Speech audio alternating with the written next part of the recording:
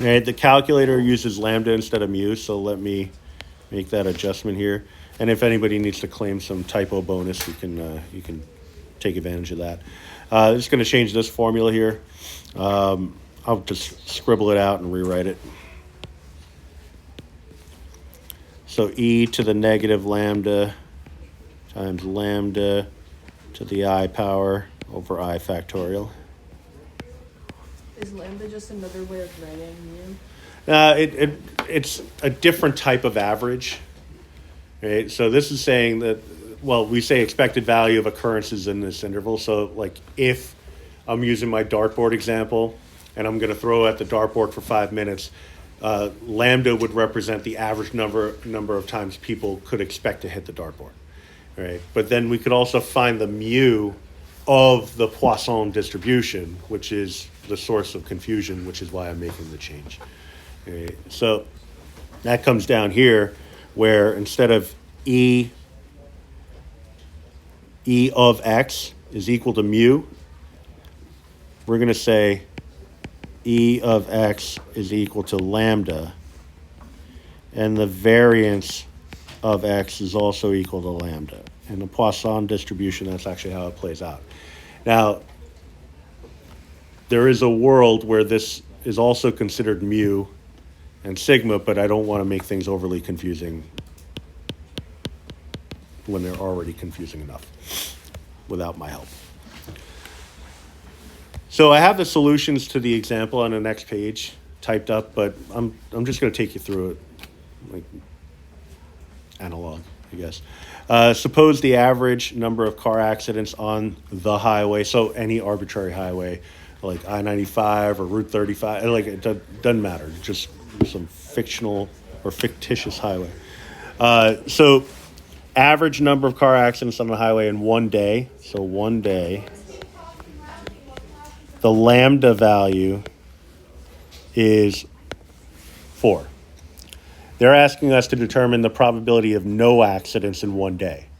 Right? So in that same context, so on average, there are 4 accidents on this highway, whatever it is. What are the chances that on any given day we might not have any accidents? Right? This would be an interesting thing to know. So this is saying the probability that x is equal to 0.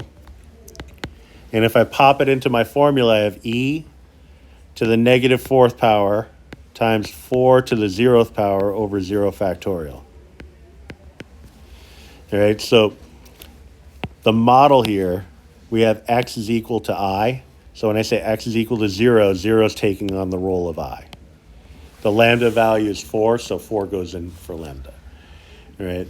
Then you can crunch the numbers. E to the negative 4th is really what that simplifies down to, and you get 0.0183 about. All right, so typically a typical outcome for accidents on this highway is 4 in a given day, or on average. The chances that you would have no accidents whatsoever on a specific day selected at random is less than 2%. All right. So let's say you, like on this highway, they repaved it, or they put up some caution signs, or something like that. Maybe they altered the speed limit.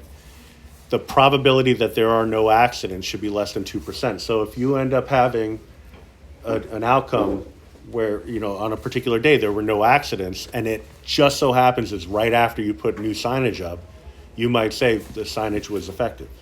Right? So the probabilities allow us to determine what should happen naturally and compare that to what actually happened and determine if there's some sort of effect at work. Right? Now, the second part is what's the probability of one accident in 2 days. So 2 days.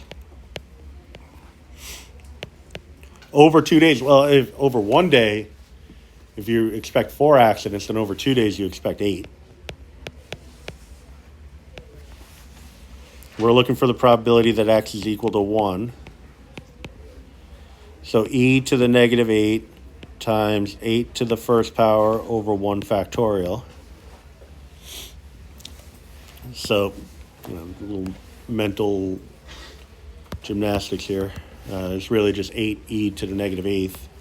So about 0.00268.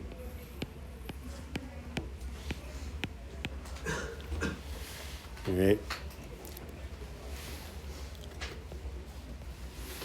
So, I mean, if you expect there to be a total of 8 accidents over the course of over the course of 2 days, the chances that there would only be one accident is very, very small. All right, and that kind of makes sense. Now, the expected value, they didn't ask for it here, but the expected value is lambda, which is 4, which should make sense if I tell you on average there are 4 accidents that occur on a particular highway or stretch of highway in a given day. And then I followed that up immediately and said, how many car accidents would you expect over that stretch of highway in one given day? You would say, well, it's 4, because that's what is the case. You know, there's nothing surprising there. The variance would be lambda also. Now, standard deviation is the square root of variance. So the standard deviation in this case would be 2. This is useful information if you want to determine things like usual or unusual values and things to that effect.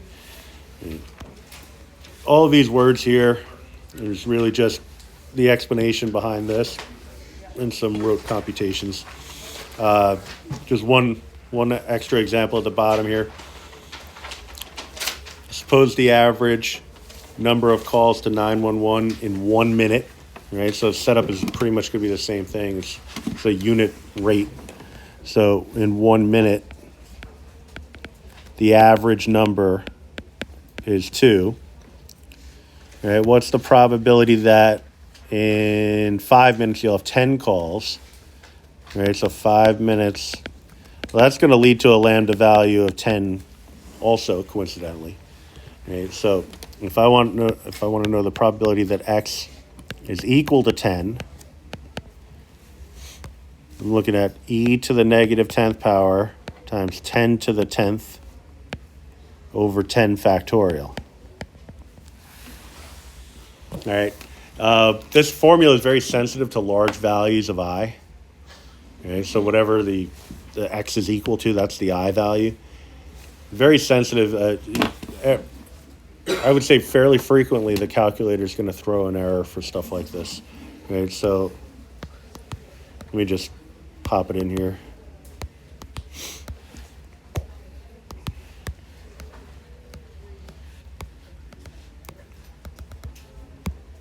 Yeah, this one actually worked out. So 0.125. But when the numbers get larger, every now and then it'll throw an error. But it's kind of weird, and I haven't figured out why. The Poisson method that's stored in the calculator doesn't give an error when the manual application gives an error. So there's some, let me see if I can figure out one. Let's say I do, let's say e to the negative, I'll just go 20.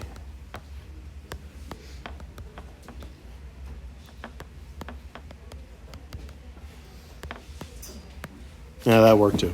All right. I guess I'm just going to have to work to find an example that doesn't work, if that makes sense. But you might come across it when you go and try to do it using the formula. You might get an error message. That doesn't mean that you'll get an error when you use the Poisson technique.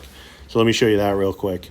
So toolbox, distributions, Poisson. All right, so this is the equivalent. So that M in there, that's this value here. So numwork says M, we say I. It's very annoying, right? So Poisson, PDF, 10, 10.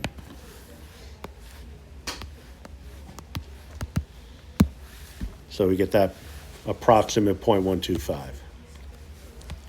So I'll just make a quick side example here. Probability that x is, I'll say, greater than 10. So a little change in context here. the average number of calls to 911 over the course of 5 minutes is 10. What's the probability that in any given 5-minute period of time you'll get more than 10 calls? Right? So it's the same idea as pretty much everything else. We use what is stored in the calculator and modify it as necessary to get what we want. So they have less than or equal. So if I'm looking for the probability that X is greater than 10, then I'm looking for 1 minus the probability that X is less than or equal to 10. All right, so that's my Poisson CDF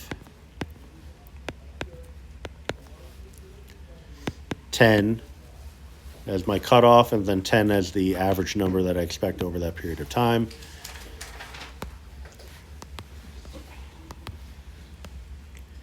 Throw a 1 minus in there, and you get about 0.417. The analysis is always going to be the trickiest part, but we have kind of like, I would say, the entire second half of the course to learn about analyzing what these probabilities are telling us. For now, it's really just doing it, right? But, I mean, the words would be the probability of getting more than 10 calls over a 5-minute period would be about 41.7%.